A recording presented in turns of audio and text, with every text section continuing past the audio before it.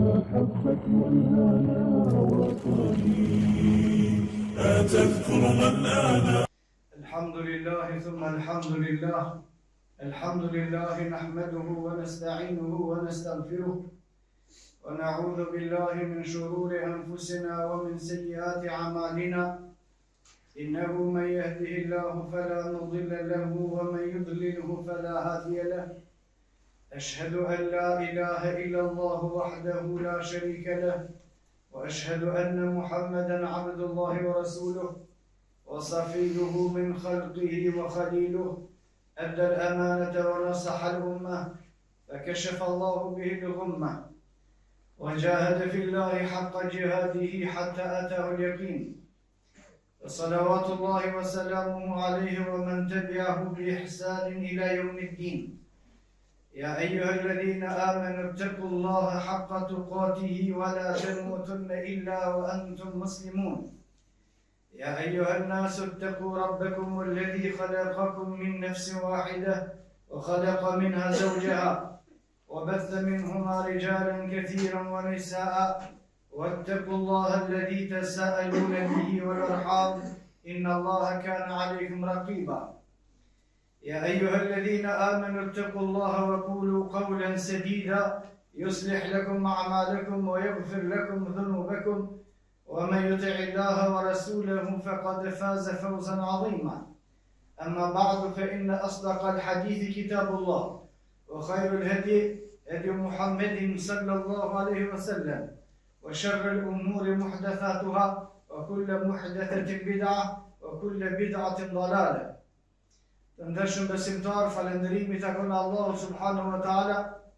Mëshira e Allahut qoftë mbi pejgamberin ton Muhammedin sallallahu alaihi wasallam, mbi shokët e tij dhe mbi të gjithë muslimanët. Thot Allahu subhanahu wa taala në Kur'an: "Laqad khalaqna al-insana fi kabad."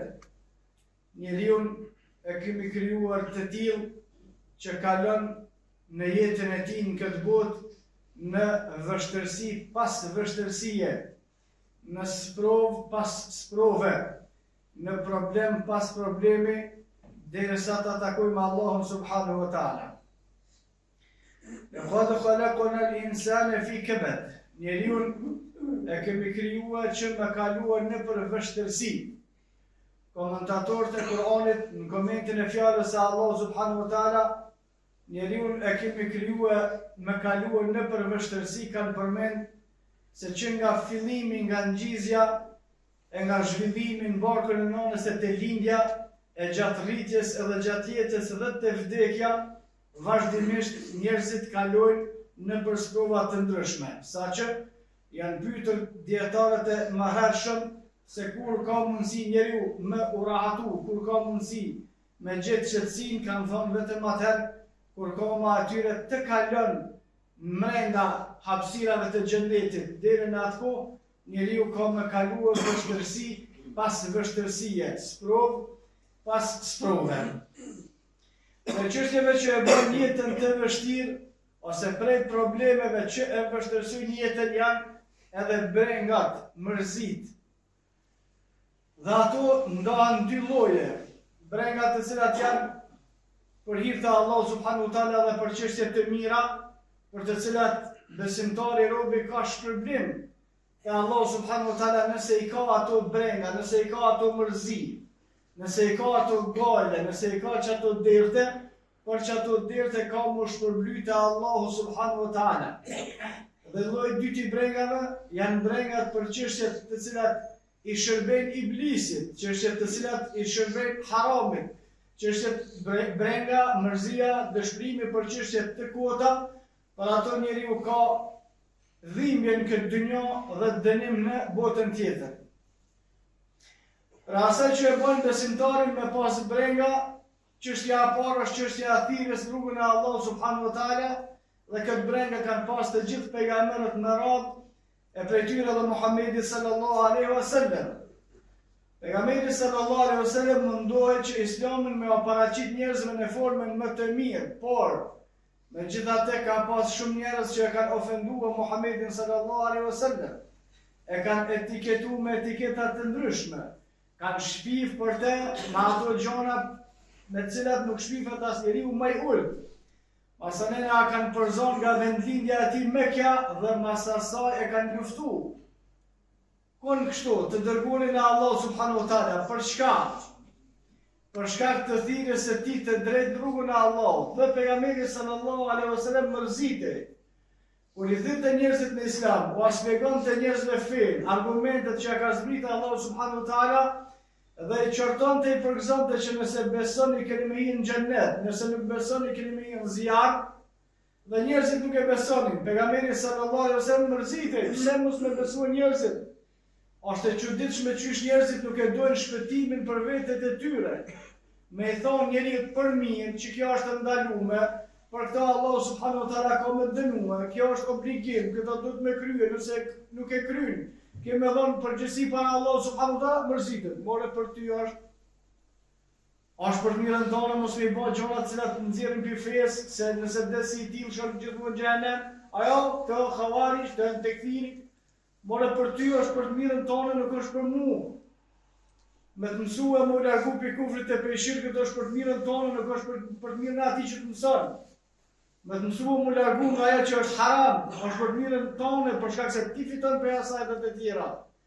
Pejgamberi sallallahu alaihi wasallam mërzitej çaj shumë sa që Allah subhanahu wa taala në Kur'an i ka thonë pejgamberit sallallahu alaihi wasallam mos mërzit bash çaj shumë.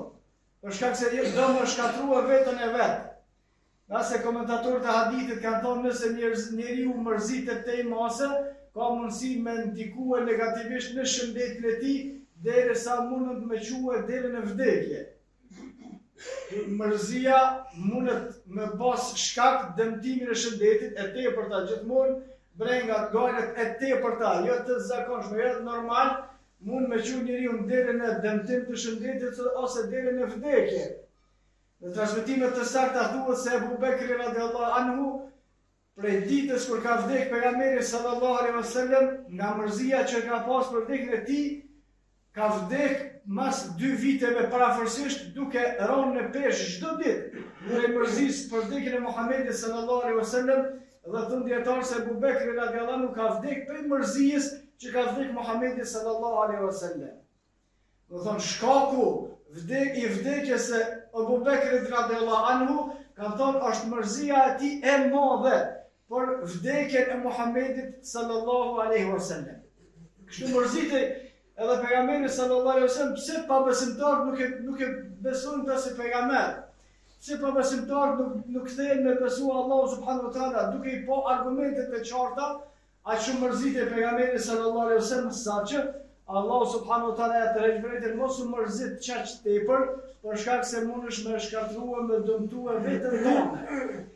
Dhe çështjet në Islam janë të balancuara. Allah subhanahu wa taala thot në Kur'an: "Wa kadhalika ja'alnakum ummatan wasata." Ne thot Allah subhanahu wa taala kemi bë ummet mesatar. Ummeti mesatar i Muhamedit sallallahu alaihi wasallam është mesatar në argument, i drejtë në argument dhe mesatar në të gjitha çështjet.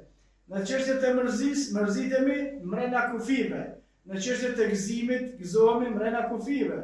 Në çështjet të dëshpërimit, në çështjet të gjitha çështjet ana shpirtërore dhe ajo fizike, feja islame e bën me mos.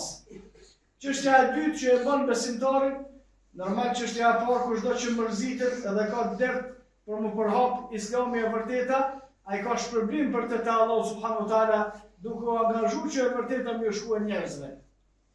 Çështja e dytë që i bën besimtar këtë rast me umërzit, pejgamberi sallallahu alaihi wasallam ka përmend çështjen e borxhit.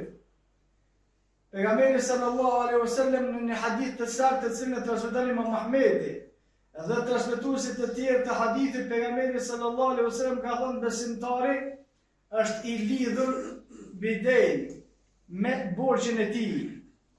Besimtari, muslimani është i lidhur me borxhin e tij. Borxhi kushdo prej muslimanëve që ka borxh, borxhit çon me pas breng, borxhit çon me pas mërzi. Normal të fol për ata besimtarë të cilët janë me dignitet, për shkak se ka disa të tjerë të cilët u marrin bash njerëzve edhe nuk mërziten për borxhin që kanë marrë. Kjo është nivel i ulët i edukatës edhe nivel i ulët i besimit. Hadithin e saktë që transmeton Imam Ahmedi në Musnad, pejgamberi sallallahu alaihi wasallam ka thënë besimtari është i lidhur me borxhin e tij. Komentatorët e hadithit kanë thonë, kjo ka bëj është i lidhur në dynjë dhe në ahiret. Është i lidhur në dynjë dhe në ahiret, saqë prej komentatorëve ka thonë kushdo prej muslimanëve që vdes duke i pas borxh dikujna, nuk mundet me i shijuet mirat e Allah subhanahu wa taala derisa t'ia kthen borxhin ditën e Kiametit. As nuk mundet me i shijuet mirat e Allahut në varr, e që ka argumente të sakta se njerëzit në varrezat e tyre dënohen edhe shpërblen, as nuk mundet me shijua asnjë mirësi derisa të kthehet borxhi ditën e Kiametit. Kurse në ditën e Kiametit nuk metet borxh pa u kthyr. Në ditën e Kiametit nuk metet borxh pa u kthyr. Në hadithin e saktë pejgamberi sallallahu alaihi wasallam ka thonë mirë në vesh sa jeni gjallë në këtë dynjë. Kryeni obligimet ndaj njëri tjetrit sa jeni gjallë në këtë dynjë. Për shkak se në botën tjetër nuk bën më parë pasunia. As nuk mundesh me akthye borxhin kërkona me kurrë, por se pejgamberi sallallahu alaihi wasallam ka thonë kushdo që i ka borxh dikujt në ditën e Kiametit, ai vjen të merr veprat e mira. Vjen të merr sevapet, se s'ki parë më dhon atina. As nuk ta fal kërkush më në ditën e Kiametit. Për shkak se dita e Kiametit është ditë e vështirë. Yawma yafirru al-mar'u min abihi, min akhihi, wa ummihi wa abihi, wa sahibatihi wa banihi, likulli imri'in minhum yawma idhin sha'nun yughnihi. Allah subhanahu wa ta'ala në Kur'an ditën e Kiametit ik njeriu prej vllavit vet, ik prej babas vet edhe prej nonës vet, ik prej gruas vet edhe prej fëmijëve vet. Secili e këshyr veç punën e vet. Njeriu në ditën e Kiametit nis sevap nuk ja jep babas vet, as nuk ja jep vllavit vet, as nonës vet, as gruas vet, as fëmijës vet. Për shkak se ka probleme për vetë, ja mundet me shpëtua nuk mundet. Kur në ditën e Kiametit i kije borxh dikujna, ai nuk ta fal. Për shkak se është mëzor të madh për vete. As nuk mundesh me akthy më me pasuni, për shkak se nuk shkon pasunia. Jo me la yanfa'u malun wala banun. Të Allah subhanahu wa ta'ala ditën e Kiametit nuk bën punë as malli, as familja që ki pas. Illa men et Allah bi qalbin salim. Përveç se shpëtojnë ata të cilët kanë shkuar te Allah subhanahu wa ta'ala të pastër, pa probleme të nivelit të cilat e nxjerrin prej mëshirës së Allah subhanahu wa ta'ala. Atëherë thot pejgamberi sallallahu alaihi wasallam ka një njeri i cili fal namaz, e jep zeqat, e agjeron, e shkon haxh, e bën vepra të mira, por se filonin atje ka rre, ja ka dirë gjakun, filonin atje e ka bo gibet, filonin atje ja ka mor pasunien, filonin atje i ka bo padrisi atje, e në ditën e Kiametit secili ja merr sevapët për shkak të borxheve që ja ka. Dikush ta merr namazin, dikush ta merr haxhin, dikush ta merr zeqatin, dikush ta merr agjërimin. E thot pejgamberi sallallahu alaihi wasallam mbetet njeriu pa sevapë se s'ka më, kurse borxhli ka halat të tjerë. Ata kur vinë me amor sevapë që s'ka, thot pejgamberi sallallahu alaihi wasallam atëra Allah ja mundson gjunat e këtyre me aqit atina, në kompenzim për borxhet që si ka kryer këtë dynjë, atëra kur të ngarkohen edhe gjunat të tjerëve, edhe tu kanë mirë sevapët e tua, përfundimi atij personi është i ditur. Por të besimtari borxhin e ka në mend, e ka breng, e ka mërzi, e ka dert derisa e kryen atë. Dhe derisa ta kryen borxhin, pejgamberi sallallahu alaihi wasallam ka thënë besimtari është i lidhur për borxhin. Nuk ka besimtari i mirë kur ka borxh, nuk mundet me jetue jetën e rahatshme derisa ta kthet. Edhe nëse nuk e kthen edhe në ditën e Kiametit nuk mundet me marrë shpërblimin derisa të kthehet. Por në hadithet e tjera të sakta, pejgamberi sallallahu alaihi wasallam ka thonë kushdo që merr borxh dikon me niyet me ja kthye borxhin, Allah subhanahu wa ta'ala ka me amundsuar me ja kthy. Kushdo që merr borxh me thonë se hajt se kur ço kërkon atina dhe mos me ja kthy s'bëhet beti, Allah subhanahu wa ta'ala nuk ja mundson atina me kthy borxhin. Në hadithin e saktë pejgamberi sallallahu alaihi wasallam ka thonë të gjitha gjunat i falen shahidit. Ati që vritet duke luftuar për fjalën e Allah subhanahu wa ta'ala i lebdel përveç borxhit. As ati i cili jetën e vet e jep për hir të Allah subhanahu wa ta'ala, Allah subhanahu wa ta'ala nuk ja fal borxhin ditën e Kiametit, por ka me akthyer atina që i ka borxh.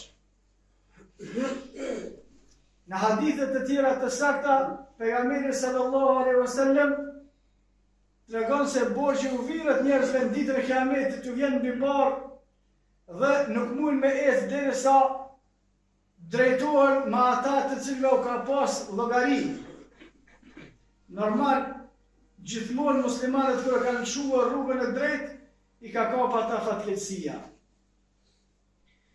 Kur muslimanët kanë marrë borxh dhe nuk interesohen për me kthy borxhet, ma muslimanët e tjerë që kanë parë nuk i japin borxh atyre. Pse si japin borxh? Për shkak se s'piktheni.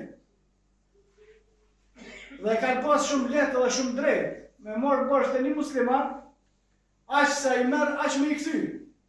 Kur vjen koha me kthyje, ja s'qel telefon, as përgjigjet, a qëtë probleme, edhe si kthen. Pastaj, a i nuk jep më. Kur nuk japin të pasurit e muslimanëve, dhe në këtë rast nuk japin borxh me të drejtë, por shkak se ata të tjerë nuk i kthejnë, çka bojnë musliman, detyrohen me shku me marrë me kamot ana. Të ata të cilët nuk janë besimtar, edhe detyrohen me akthyje me kohë, edhe detyrohen me dhënë më shumë se sa e kanë marrë prej tyre, edhe detyrohen me jenë zjarr, edhe detyrohen me jenë haram, edhe detyrohen me shkel mbi fjalën e Allahut e fjalën e pejgamberit sallallahu alaihi wasallam. Për shkak? Për shkak se nuk i kanë zbatuar ato me të cilat na ka urdhëruar Allahu dhe pejgamberi sallallahu alaihi wasallam.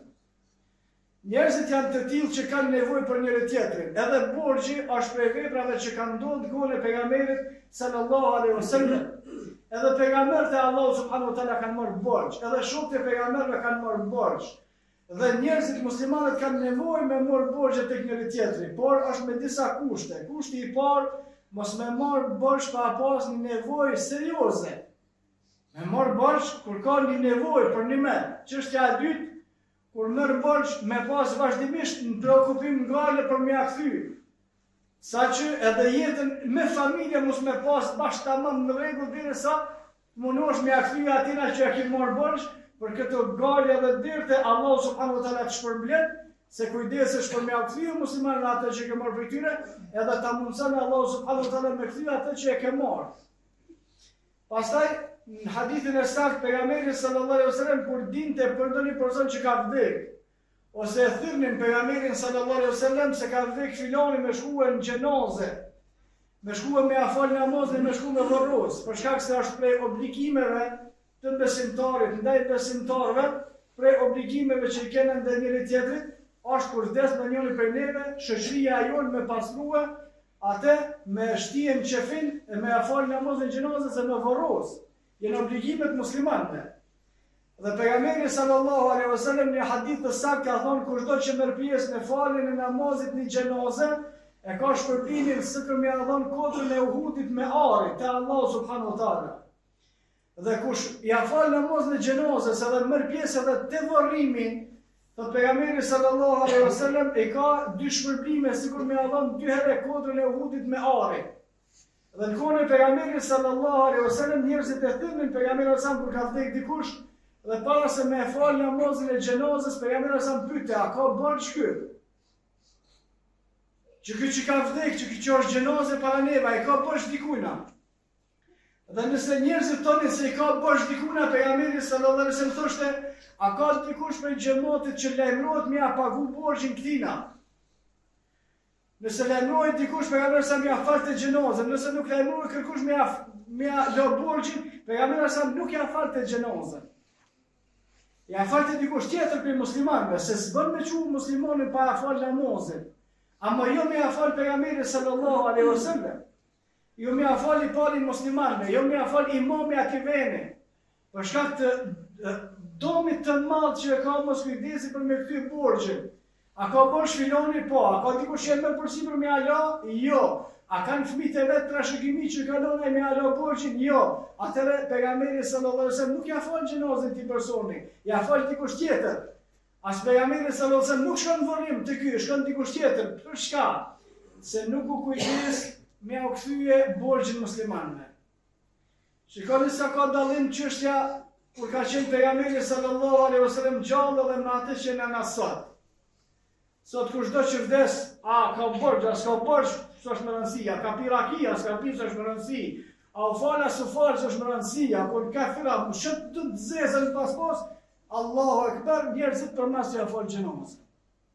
Wala hawla wala quwwata illa billah. Kështu si ngon musliman kohën e pejgamberit sallallahu alaihi wasallam. Njerëzit të cilët nuk i respektojnë urdhat e Allahut subhanahu wa taala nuk duhet më ndërua as në kohën kur ata vdesin. Jo me afal gjenazën kokat e muslimanëve, por dikush me xhamat e thjeshtë, veç me kalua procedurën. Nëse borxhi është për çështjeve të rënda. Në hadithin tjetër të saktë, pejgamberi sallallahu alaihi wasallam mos kryerjen e borxhit e ka ndonë dy pjesë. Ka dikush që merr borxh edhe nuk ka mujt me krye. Dhe ka dikush që merr borxh ka mujt me kry po se ka kryer.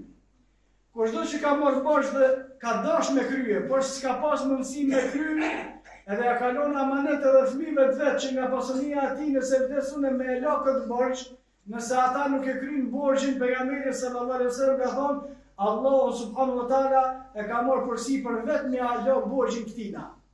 Për shkak se ky ka pas borxh është e vërtet, edhe mundu me kthye është e vërtet, po s'ka mujt, edhe i ka porosit familjen e vet që nëse vdesun me ja kthy, po ata se kanë kthy, i ka marrë të gjitha mosat me kthy borxhin. Këtë lloj borxhliu në ditën e Kiametit Allahu subhanahu wa taala vetë ja lën borxhin atij. Qysh ja lën borxhin atij në disa transmetime të tjera, thot pejgamberi sallallahu alaihi wasallam në ditën e Kiametit dy musliman njëri i ka borxh tjetrit. Por s'ka mujt me ai la borxhin, njëri s'ka dash, s'ka mujt. Dhe njerëzit kanë herët të tillë që s'bëhet mundësia me a kthy borxhin. Allahu subhanahu wa taala atina që ka pas me marrë borxh, i thot ta pja fal. Ky s'ja fal, se s'ta fal ditën e Kiametit kërkush.